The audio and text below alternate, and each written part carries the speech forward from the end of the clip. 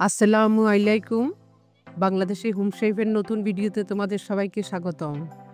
আজ আমি তৈরি করে দেখাবো চিজ বল। তো চলো শুরু করা যাক।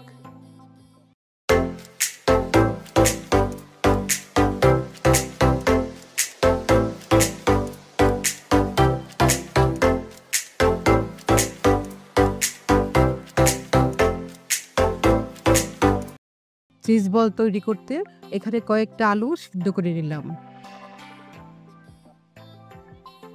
এখানে কয়েকটা পেঁয়াজ বেরেস্তা করে নিলাম। আলুগুলো ভালোভাবে ম্যাশ করে নেব।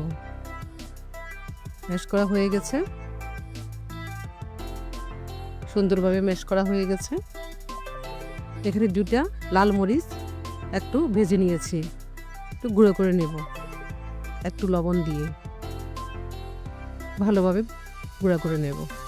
নিয়ে বেরেস্তা দিয়ে দিব। এখানে কাঁচা পেঁয়াজও দেওয়া যায়, কিন্তু বেরেস্তা দিলে একটু মজাটা ভালো হয়। ম্যাশ করা আলুর সাথে মেখে নেব। হয়ে গেল। এখানে একটা ডিম ভালোভাবে ফেটে নেব। এবার একটু পরিমাণ মতো একটু আলু হাতে নিয়ে নিলাম।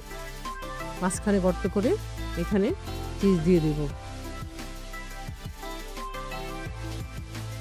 গোল করে একটা বল আকারে তৈরি করব।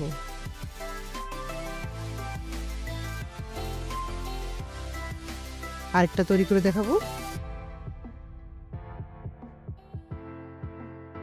ভালোভাবে মুখটা বন্ধ করে গোল আকারে তৈরি করব। এভাবে সবগুলা করা হয়ে গেল। এবার ডিমের মধ্যে একটু গড়িয়ে ব্রেড ক্রাম্ব লাগিয়ে ভাজতে নিয়ে যাব।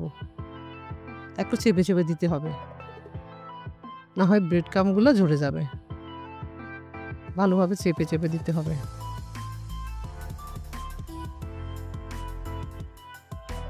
সবগুলো হয়ে গেলে আমি 10 মিনিটের জন্য ডিপ ফ্রিজে রেখে দিলাম ডিপ ফ্রিজে। ডিপ ফ্রিজে রাখলে সুবিধা, ব্রেড ক্রাম্বগুলো তেলে দিলে আর ঝরে পড়ে না। এবার পরিমাণ মতো তেল দিয়ে দিলাম।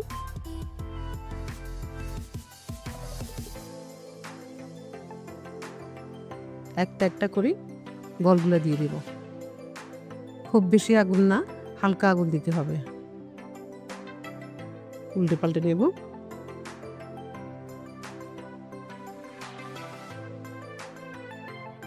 সুন্দর হচ্ছে, কালারটা কত সুন্দর হচ্ছে। এবার তুলে নেব। সবগুলো হয়ে গেছে। এবার ইফতারে গরম গরম সার্ভ করব।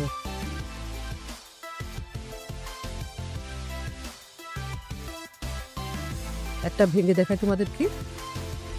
ওয়াও, কত লোভনীয় হয়েছে। এই ইফতারে গরম গরম খেতে হবে, ঠান্ডা করা যাবে না। আজ এই পর্যন্তই, দেখা হচ্ছে পরের ভিডিওতে। ততদিন পর্যন্ত সবাই ভালো থাকবে।